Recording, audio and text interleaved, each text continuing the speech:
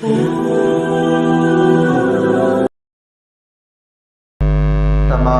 تعریفیں، ساری بڑائیاں، ہر قسم کی حمد و ثنا، پاکی و بزرگی اللہ رب العالمین خالق کون و مکان، مالک ارض و سما کے لیے لائق و زیبا ہے، جو ساری کائنات کا پالنہار اور مربی ہے۔ بعدہ بے شمار درود و سلام نازل ہو اللہ کے آخری نبی، رحمت للعالمین، شفیع المذنبین، سید الاولین والآخرین، امام کائنات جناب محمد رسول اللہ صلی اللہ علیہ وسلم کی ذات مطہرہ مبارکہ پر۔ محترم بزرگوں، دوستوں، پردہ نشین اسلامی ماں اور بہنوں، اسلام جو دین برحق ہے، دین نجات ہے، دین اخلاق ہے، وہ یہ چاہتا ہے کہ اس کے ماننے والے اس دنیا کے اندر ایک مثالی زندگی گزارے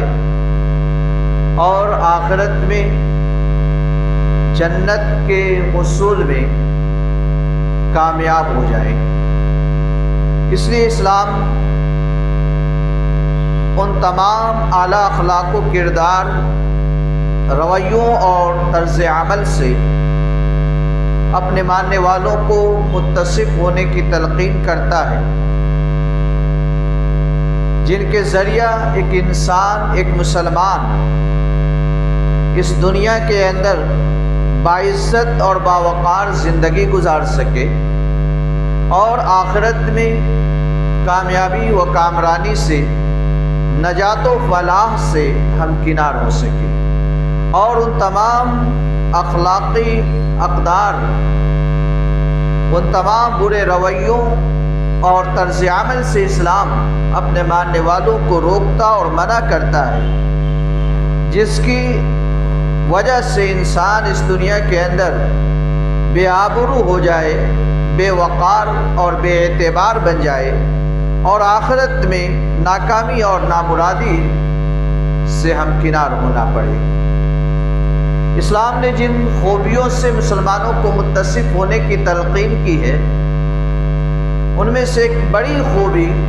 عدل و انصاف ہے۔ اسلام اپنے ماننے والوں کو یہ حکم دیتا ہے کہ زندگی کے ہر موڑ پر، زندگی کے تمام مسائل میں ایک مسلمان عدل و انصاف کا دامن تھامے رکھے اور کسی بھی حال میں، کسی بھی صورت میں ایک مسلمان کے ہاتھ سے عدل و انصاف کا دامن نہ چھوٹے، اگرچہ مد مقابل دشمن ہی کیوں نہ ہو، لیکن اس وقت بھی ایک مسلمان کے ایمان کا یہ تقاضا ہے اس سے کہ عدل و انصاف پر مبنی فیصلے کرے، عدل و انصاف پر مبنی طرز عمل اختیار کرے۔ عدل و انصاف کے مقابلے میں ظلم ہے، عدوان ہے، زیادتی ہے، جبر ہے۔ اسلام اپنے ماننے والوں کو ظلم و زیادتی سے، جبر سے، عدوان سے منع کرتا ہے اور یہ بتاتا ہے کہ مسلمانوں، تمہارے اندر ظلم کی بو بھی نہیں ہونی چاہیے، تمہیں ظلم کے ہر رویے سے، ہر طرز عمل سے، ظلم کی ہر شکل سے، ظلم کی ہر صورت سے اپنے آپ کو بچانا ہے، دور رکھنا ہے۔ اور پھر اللہ تبارک و تعالی نے قرآن مجید کے الفاظ میں اور امام کائنات جناب محمد رسول اللہ صلی اللہ علیہ وسلم نے اپنے مبارک احادیث کے اندر ظلم کی حرمت، ظلم کی قباحت، ظلم کے نقصانات اور ظلم پر مرتب ہونے والے اثرات کو تفاصیل سے بیان کیا ہے۔ قرآن مجید کی کئی آیات میں اللہ تبارک و تعالی نے کہیں ظلم سے منع کیا ہے، کہیں ظلم کی قباحت کو بیان کیا ہے، کہیں ظالموں کا انجام سامنے رکھ کر کے یہ ہدایت دی ہے کہ مسلمانوں، تمہیں ظلم سے بالکلیہ اجتناب کرنا ہے۔ چنانچہ ہم خطبے میں ہمیشہ یہ آیت سنا کرتے ہیں، ان اللہ یأمر بالعدل والإحسان وَإِيتَاءِ ذِي الْقُرْبَى وَيَنْهَىٰ عَنِ الْفَحْشَاءِ وَالْمُنكَرِ وَالْبَغْيِ يَعِظُكُمْ لَعَلَّكُمْ تَذَكَّرُونَ۔ اس آیت کریمہ کے اندر اللہ تبارک و تعالیٰ نے 3 باتوں کو اختیار کرنے کا حکم دیا ہے اور 3 باتوں سے روکا اور منع کیا ہے۔ اللہ کہتا ہے ان اللہ یأمر، اللہ تبارک و تعالیٰ تمہیں حکم دیتا ہے، اللہ تبارک و تعالیٰ تمہارے اوپر یہ لازم قرار دیتا ہے، کیا ہے؟ ان اللہ یأمر بالعدل والإحسان وإیتاء ذی القربى، اللہ تمہیں حکم دیتا ہے کہ تم عدل و انصاف کا دامن تھامے رکھو، اللہ تمہیں حکم دیتا ہے کہ تم حسن سلوک کا رویہ اختیار کرو، اللہ تبارک و تعالیٰ تمہیں حکم دیتا ہے کہ اللہ نے تمہیں مال دیا ہے، اللہ نے تمہیں دولت دی ہے، اللہ نے تمہیں حیثیت دیا ہے، اللہ تبارک و تعالیٰ نے تمہیں وسعت دی ہے، تمہارا رشتہ دار غریب ہے، مفلوک ہے، محتاج ہے، تو اپنے رشتہ داروں کی مالی مدد اور اس کا تعاون کرو۔ وَإِيتَاءِ ذِي الْقُرْبَى، یہ 3 باتوں کا حکم اللہ نے دیا، عدل، احسان اور ایتاء ذی القربى، رشتہ داروں کی مالی مدد کرنے کا، اور 3 باتوں سے روکا ہے۔ وَيَنْهَىٰ عَنِ الْفَحْشَاءِ وَالْمُنكَرِ وَالْبَغْيِ، اللہ تبارک و تعالیٰ تمہیں روکتا ہے، منع کرتا ہے فحش، غلط باتوں اور کاموں سے، والمنکر، نازیبا حرکات اور افعال سے، معصیت کے کاموں سے، اور والبغی، ظلم سے، زیادتی سے، جبر سے، کسی کو ستانے سے، کسی پر ناحق ظلم کرنے سے اللہ تبارک و تعالیٰ تمہیں روکتا ہے، منع کرتا ہے اور اس سے دور رہنے کی تلقین کرتا ہے۔ تو اس آیت کریمہ میں جہاں اللہ تبارک و تعالیٰ نے 3 باتوں سے، 3 رویوں سے روکا اور منع کیا ہے، اس میں سے ایک رویہ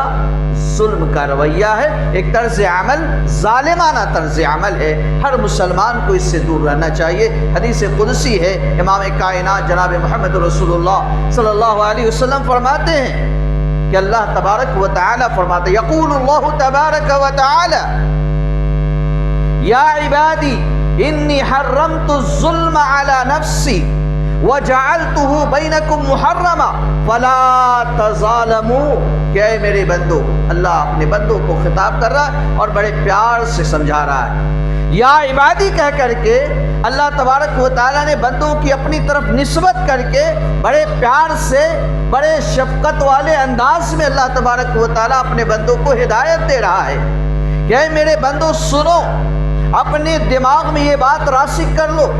اپنے دل میں یہ بات بیٹھا لو کہ حرمت علی نفسی، کہ میں نے ظلم کو اپنے اوپر حرام کر لیا ہے، اللہ نے ظلم کو اپنے اوپر حرام کر لیا ہے۔ حالانکہ اللہ تبارک و تعالی قادر مطلق ہے، وہ جو چاہے کر سکتا ہے، کوئی روکنے والا نہیں، کوئی ٹوکنے والا نہیں، کوئی منع کرنے والا نہیں، اس کے ارادوں کے بیچ میں کوئی آڑے آنا والا نہیں ہے، لیکن اس کے باوجود اللہ تبارک و تعالی نے خود اپنے اوپر یہ لازم کر لیا کہ اللہ تبارک و تعالی بندوں پر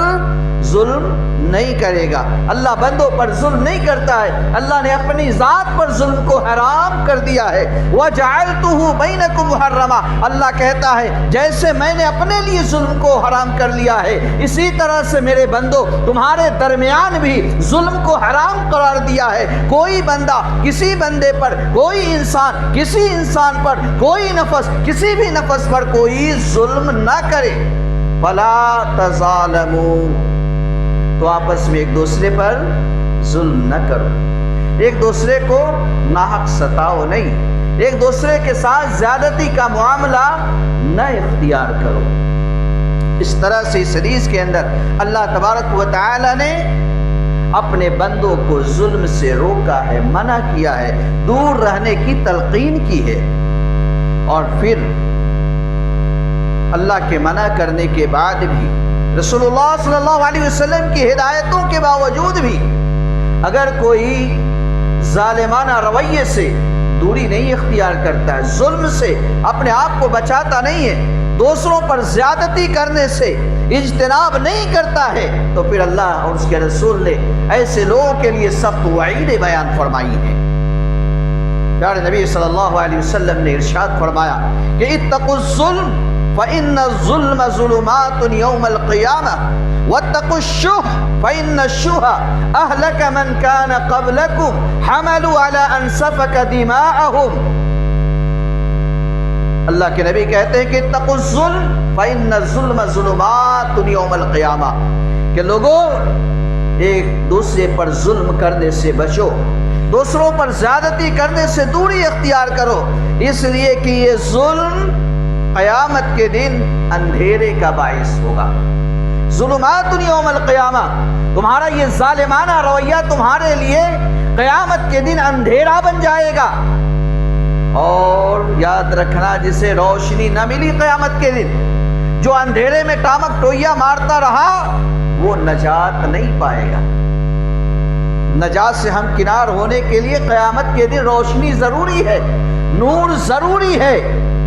اور جس کا نور اللہ بجھا دے گا، جس کی روشنی اللہ چھین لے گا، جس کے لیے اللہ تاریکی پیدا کر دے گا، اندھیرا پیدا کر دے گا، وہ قیامت کے دن نجات نہیں پا سکے گا. دوسری بات اللہ کے رسول نے کہی واتقوا الشح فإن الشح أهلك من كان قبلكم، کہ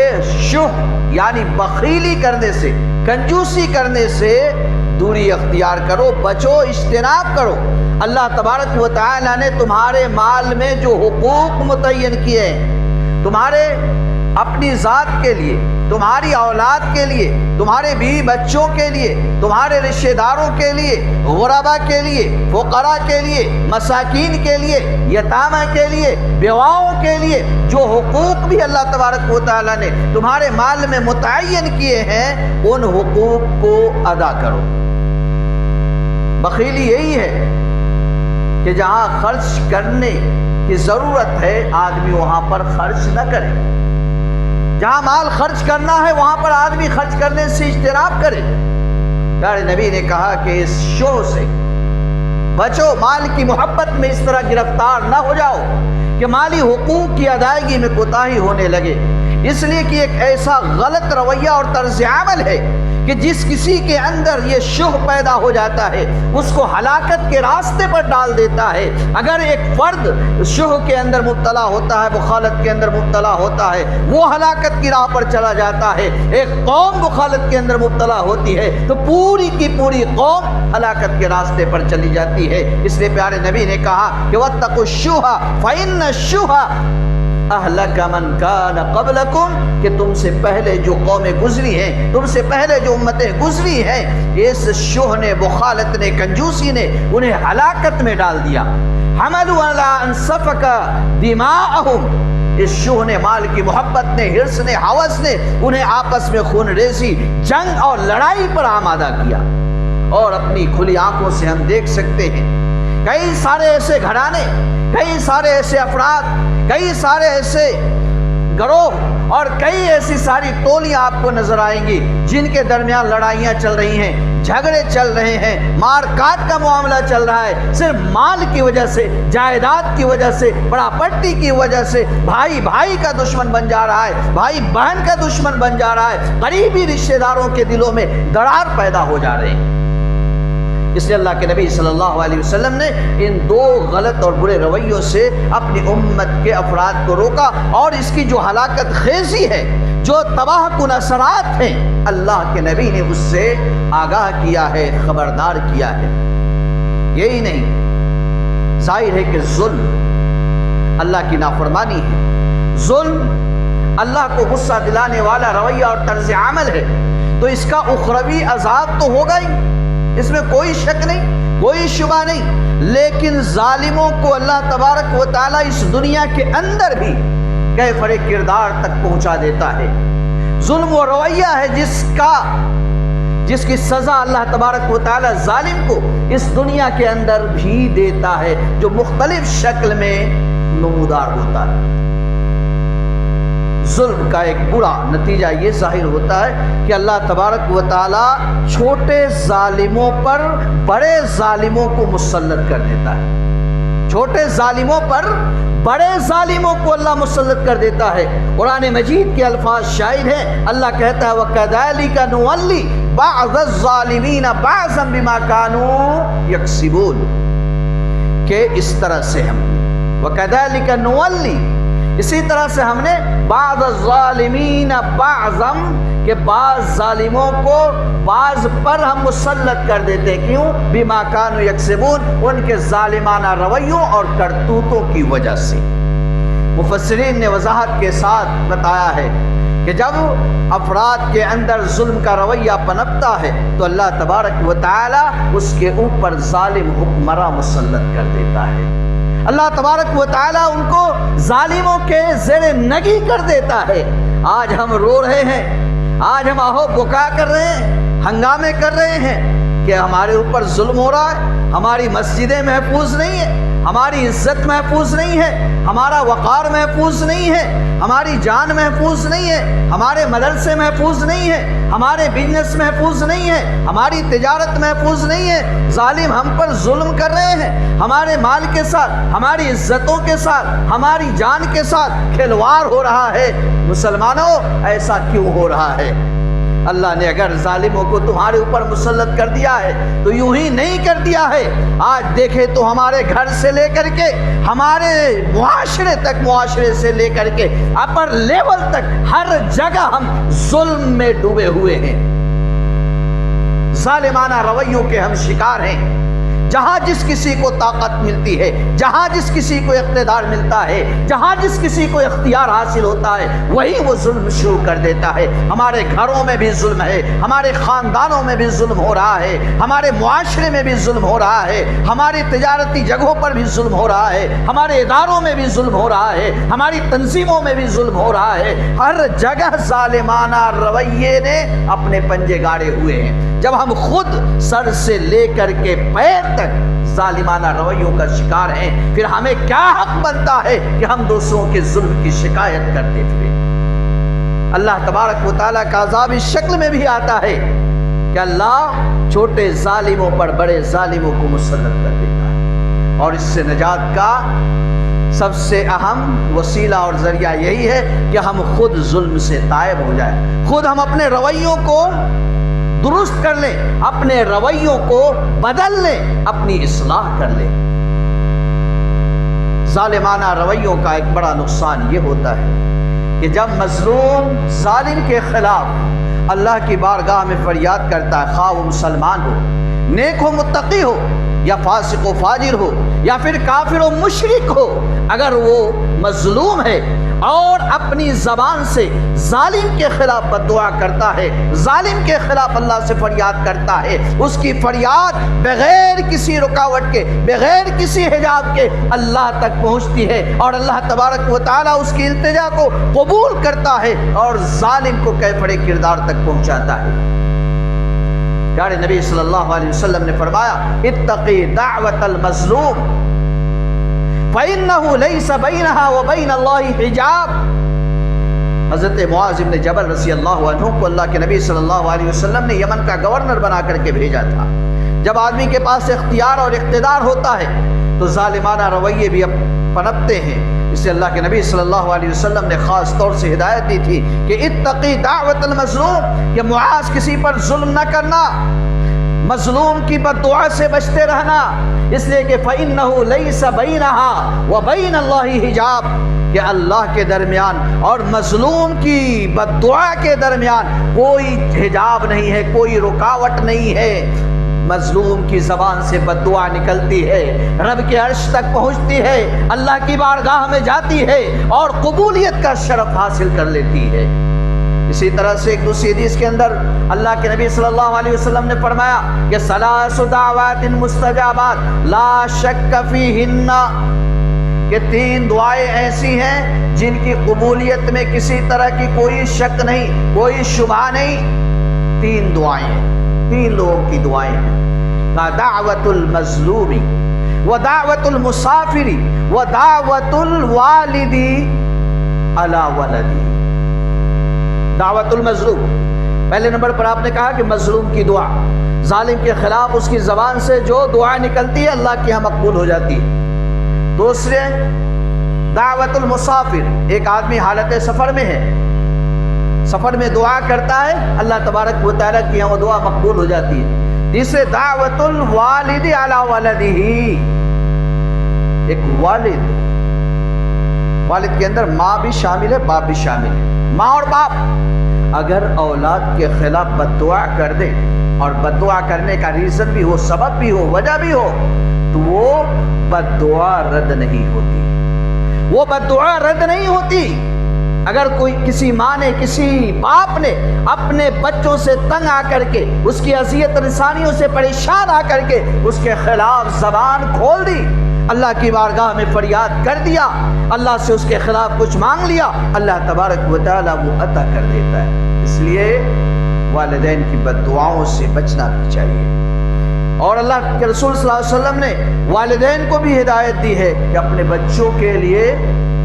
بد دعا مت کرو، اپنے بچوں کے لیے بد دعا نہ کرو، کہیں ایسا نہ ہو کہ قبولیت کا وقت ہو اور تمہاری بد دعا تمہارے بچوں کے حق میں مقبول ہو جائے اور پھر پریشانیاں جھیلنی پڑیں۔ تو اس حدیث کے اندر اللہ کے نبی نے 3 قسم کے لوگوں کا تذکرہ کیا اور کہا کہ ان کی دعائیں قبول ہوتی ہیں۔ اس کا مطلب یہ ہوا کہ آدمی کو مظلوم کی بد دعا لینے سے اجتناب کرنا چاہیے، بچنا چاہیے۔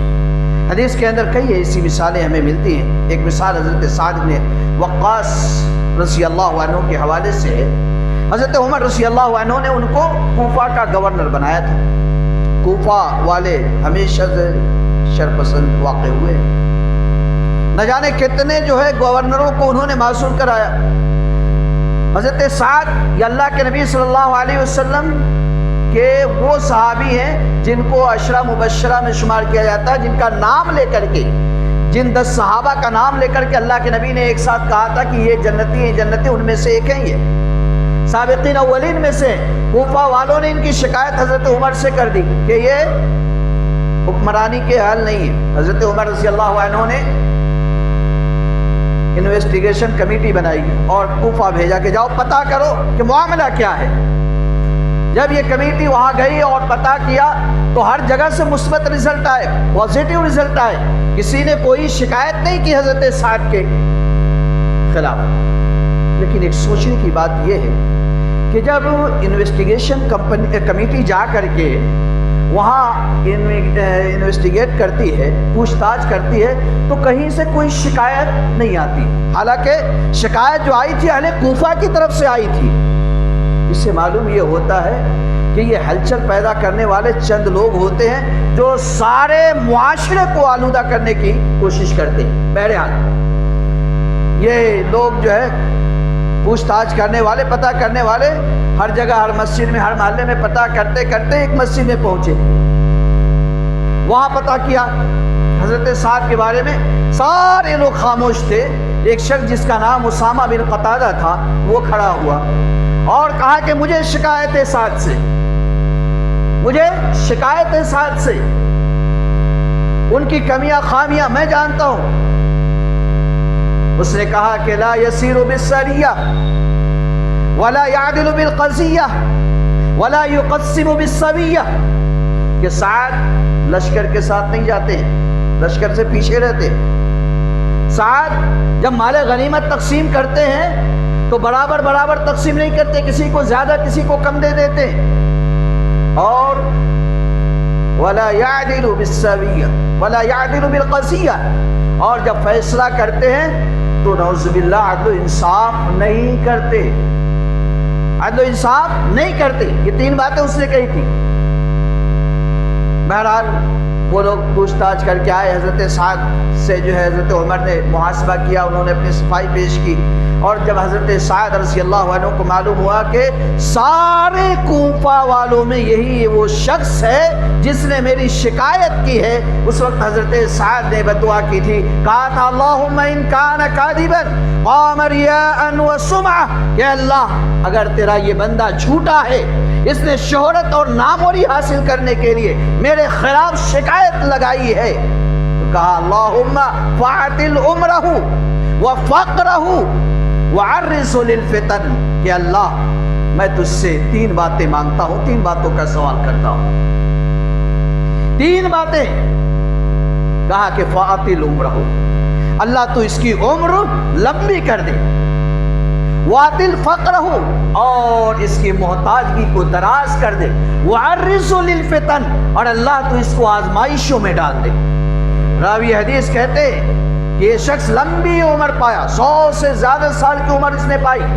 اتنا بوڑھا ہو گیا تھا کہ اس کے جو یہ بھاؤں کے جو ہے اسکن چمڑے ہیں لٹک گئے تھے، آنکھوں پر آ گئے تھے، یہ اٹھا اٹھا کر کے دیکھتا تھا، اتنا بوڑھا ہو گیا تھا، اتنا جو ہے کمزور ہو گیا تھا، اور بھیک مانگ کر کے اپنی زندگی گزارا کرتا تھا۔ اور اس بڑھاپے میں اللہ تبارک و تعالیٰ نے اسے ایسی آزمائش میں ڈالا کہ راہ چلتے ہوئے 100 سال سے بھی زیادہ عمر کا بڈھا عورتوں کو جھا کرتا تھا، چھیڑا کرتا تھا، لوگ شرم دلاتے، اتنی بڑی عمر کے ہو گئے ہو، ہاتھ پاؤں میں جان نہیں ہے، نیچ اور غلط حرکت کرتے ہو، تو کہا کرتا تھا کہ مجھے سال کی بد دعا لگ گئی ہے، مجھے اللہ تبارک و تعالیٰ نے ان کی بد دعا کے نتیجے میں فتنے اور آزمائش میں ڈال رکھا ہے۔ تو مظلوم کی بد دعا اس طرح سے لگتی ہے۔ لیکن ہم غور کریں، دیکھیں ہم کس قدر ظالمانہ رویوں سے اپنے آپ کو دور رکھے ہوئے ہیں۔ آج باپ اپنی اولاد پر ظلم کر رہا ہے، اولاد اپنے جو ہے باپ پر، اپنی ماں پر ظلم کر رہا ہے، بیوی شوہر پر، شوہر بیوی پر ظلم کر رہا ہے، بھائی بہن پر، بہن بھائی پر ظلم کر رہا ہے، آدمی اپنے نوکروں پر ظلم کر رہا ہے، نوکر اپنے مالکوں پر ظلم کر رہا ہے۔ یہ رویہ ہر طرف عام ہے۔ ایک آدمی اپنے بچوں میں اگر عادلانہ رویہ اختیار نہیں کرتا ہے، کسی بچے کو اچھا کھلاتا ہے، کسی بچے کو گھٹیا کھلاتا ہے، یہ بچوں کے ساتھ ظلم ہے۔ کسی کے ماں باپ مجبور ہیں، کمزور ہیں، لاچار ہیں، اولاد ان کی دیکھ بھال نہیں کرتی، ماں باپ پر ظلم ہے۔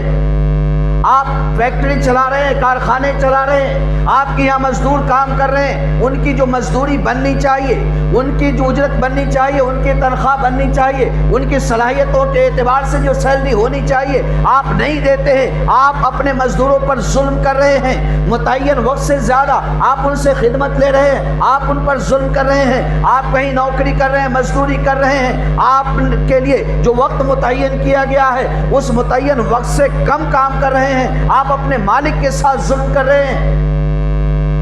تو یہ ظالمانہ رویہ ہر اعتبار سے ہمارے معاشرے کے اندر پھیلا ہوا ہے۔ اس لیے ہم سب کو چاہیے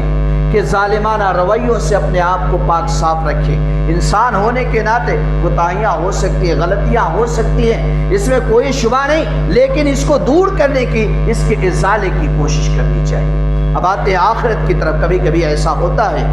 کہ آدمی ظلم پر ظلم کیے جاتا ہے، لیکن اللہ تبارک و تعالیٰ دنیا کے اندر اس کو بدلہ نہیں دیتا، لیکن آخرت میں کوئی بدلے سے بچ نہیں سکے گا۔ اسی بات کو اللہ نے قرآن مجید کے اندر کہا، وَلَا تَحْسَبَنَّ اللَّهَ غَافِلًا عَمَّا يَعْمَلُ الظَّالِمُونَ إِنَّمَا يُؤَخِّرُهُمْ لِيَوْمٍ تَشْخَصُ فِيهِ الْأَبْصَارُ۔ اللہ نے کہا کہ وَلَا تَحْسَبَنَّ اللَّهَ غَافِلًا عَمَّا يَعْمَلُ الظَّالِمُونَ، کہ لوگوں یہ ظالم جو کچھ بھی کر رہے ہیں ان کے ظالمانہ اعمال سے اللہ کو غافل مت سمجھو۔ اگر یہ ظلم پر ظلم کر رہے ہیں، اللہ تبارک و تعالیٰ ان کی پکڑ نہیں کر رہا، گرفت نہیں کر رہا ہے، تو اللہ کو غافل مت سمجھو کہ اللہ اس کو دیکھ نہیں رہا، یا اللہ کی نگاہ میں اس کا یہ رویہ اور طرز عمل نہیں ہے۔ اللہ کو معلوم ہے، اللہ دیکھ رہا ہے، اللہ باخبر ہے، لیکن پھر بھی اللہ تبارک و تعالیٰ ڈھیل دے رہا ہے۔ کیوں؟ لِيَوْمٍ تَشْخَصُ فِيهِ الْأَبْصَارُ، اس دن کے لیے جس دن ہمارے دہشت اور خوف کے نگاہیں کھلی کی کھلی رہ جائیں گی، یعنی قیامت کے دن کے لیے۔ اور یہ ظالمانہ رویہ ایسا رویہ ہے، آپ جانتے ہیں کہ شریعت کے مکلف دو ہی مخلوق ہیں، انسان اور جن، اور قیامت کے دن ان کا ہی اصل میں حساب و کتاب بھی ہوگا۔ لیکن ظالمانہ رویہ اللہ کی نگاہ میں اتنا خطرناک ہے، اتنا قبیح ترین ہے کہ وہ مخلوقات جو مکلف بھی نہیں ہے شریعت کے، ان سے بھی اللہ تعالیٰ بدلہ دلائے گا۔ پیارے نبی صلی اللہ علیہ وسلم کہتے ہیں لَتُوَدَّنَّ الْحُقُوقَ إِلَىٰ أَهْلِهَا يَوْمَ الْقِيَامَةِ حَتَّى يُقَاتَ لِلشَّاةِ الْجَلْحَاءِ مِنَ الشَّاةِ الْقَرْنَاءِ، کہ اللہ تبارک و تعالیٰ قیامت کے دن ہر ایک کے حقوق دلوائے گا، ہر ایک کے حقوق اللہ تبارک و تعالیٰ دلوائے گا، یہاں تک کہ چوپائے بے زبان جانور جو ایک دوسرے پر ظلم کرتے ہیں نا، ان کا بھی بدلہ اللہ تبارک و تعالیٰ ایک دوسرے کو دلوائے گا۔ مثال کے طور پر اللہ کے نبی نے کہا کہ اگر کسی بے سینگ والی بکری کو اس دنیا کے اندر کسی سینگ دار بکری نے مارا ہوگا تو اللہ تبارک و تعالیٰ قیامت کے دن اس بے سینگ والی بکری کو سینگ عطا کرے گا، اور وہ بکری جس نے مار کھائی تھی دنیا کے اندر، مارنے والی بکری کو اس دن مارے گی۔ پھر اللہ تبارک و تعالیٰ اس طرح سے ان کے درمیان عدل کر کے جانوروں کو، چوپایوں کو، سب کو مٹی بنا دے گا، لیکن ظالموں سے قصاص قیامت کے دن لیا جائے گا، اگرچہ وہ چوپائے ہی کیوں نہ ہو۔ پھر انسانوں تمہیں کیسے چھوڑا جائے گا؟ اس لیے اللہ کے نبی صلی اللہ علیہ وسلم نے کہا، صحابہ کی مجلس ہے، پیارے نبی صلی اللہ علیہ وسلم صحابہ سے پوچھتے ہیں کہ من مفلس، محتاج کون ہے؟ محتاج کون ہے؟ صحابہ کہتے ہیں المفلس فینا من لا درہم لہ ولا متاع، کہ اللہ کے نبی ہم مفلس کو اسے سمجھتے ہیں جس کے پاس پیسے نہ ہو، جس کے پاس ساز و سامان نہ ہو۔ ظاہر ہے اسی کو ہم محتاج جانتے ہیں، جن کے پاس پیسے نہیں ہوتے، جن کے گھروں میں ساز و سامان نہیں ہوتے، گزرانے زندگی کی چیزیں نہیں ہوتی، عام حالات میں عام طور پر ہم ان کو محتاج سمجھتے ہیں۔ لیکن پیارے نبی کہتے ہیں، بڑا غور کرنے والی بات ہے میرے بھائیوں، توجہ دینے والی بات ہے، اللہ کے نبی کہتے ہیں المفلس من امتی یاتون یوم القیامہ، المفلس من امتی یاتی یوم القیامہ بصلاۃ وصیام وزکاۃ، کہ میری امت کا مفلس اور محتاج وہ ہے جو قیامت کے دن نماز لے کر کے آئے گا، روزے لے کر کے آئے گا، زکوٰۃ لے کر کے آئے گا، یعنی بہت نماز پڑھی ہوگی، بہت روزے رکھے ہوں گے، بہت زیادہ زکوٰۃ ادا کیا ہوگا، صدقہ و خیرات کیا ہوگا، اور دوسری نیکیاں کی ہوگی، لیکن یاتی من شتم ہذا وقذف ہذا واکل مال ہذا وضرب ہذا وسفک دم ہذا۔ پیارے نبی کہتے ہیں بڑا نمازی ہوگا، روزے دار ہوگا، بڑا دیالو سخی اور جواد ہوگا، صدقہ و خیرات کرنے والا ہوگا، لیکن اسی کے ساتھ ساتھ ظالم بھی ہوگا۔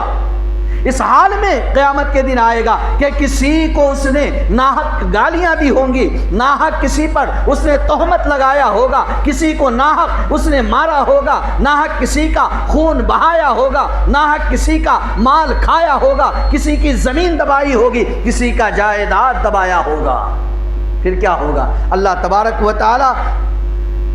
مظلوموں کو بلائے گا، مظلوموں کو کھڑا کرے گا، اور اس ظالم کی ایک ایک نیکیاں اللہ تبارک و تعالی مظلوموں میں تقسیم کرنا شروع کر دے گا۔ جس پر جتنا ظلم کیا تھا اتنی ساری نیکیاں اسے دیتا چلا جائے گا، حتیٰ کہ اس کی ساری نیکیاں ختم ہو جائیں گی اور ظالمانہ رویے کا حساب ابھی باقی ہوگا۔ پھر یہ ہوگا کہ اخذ من خطایاہم، پھر اللہ تبارک و تعالی مظلوموں کے گناہ لے کر کے اس ظالم کے نامہ اعمال میں لکھ دے گا، اور ثم طرح فی النار، پھر اللہ تبارک و تعالی ظالم کو ان گناہوں کی پاداش میں جو مظلوموں کے گناہ تھے جہنم میں ڈال دے گا۔ میرے بھائیو ذرا سوچیں، غور کریں، جس قدر بھی اس حدیث سے عبرت حاصل کرے ہمارے لیے کم ہے۔ اس لیے ہر طرح کے ظالمانہ رویے سے، چاہے گھر میں ہو یا گھر کے باہر ہو، ہمیں بچنا چاہیے، اجتناب کرنا چاہیے، اور کبھی اس طرح کی حرکت ہم سے سرزد ہو جائے تو فوراً اس کی تلافی کرنے کی کوشش کرنی چاہیے۔ جس پر ہم نے ظلم کیا ہے اس سے معافی مانگ لینی چاہیے اور ظلم کا ازالہ کرنا چاہیے۔ اللہ رب العالمین سے دعا ہے کہ اللہ تبارک و تعالی ہم سب کو عدل و انصاف کی راہ پر گامزن رکھے، ظلم و زیادتی سے اللہ تبارک و تعالی ہماری حفاظت فرمائے، اللہ تبارک و تعالی ہمیں نیکیوں کی توفیق عطا فرمائے، برائیوں سے دور رکھے، اللہ تبارک و تعالی توحید و سنت پر استقامت کے ساتھ ہمیں گامزن رکھے۔ اللہ تبارک و تعالی ہمارے دلوں میں ایک دوسرے کے لیے پیار، محبت اور الفت جگائے، ہمارے دلوں سے نفرت، عداوت اور قدورتوں کو دور فرمائے، آمین۔ بارک اللہ لی و لکم فی القرآن العظیم ونفعنی وإیاکم بالآیات والذکر الحکیم، انہ تعالی جواد کریم ملک بر رؤوف رحیم۔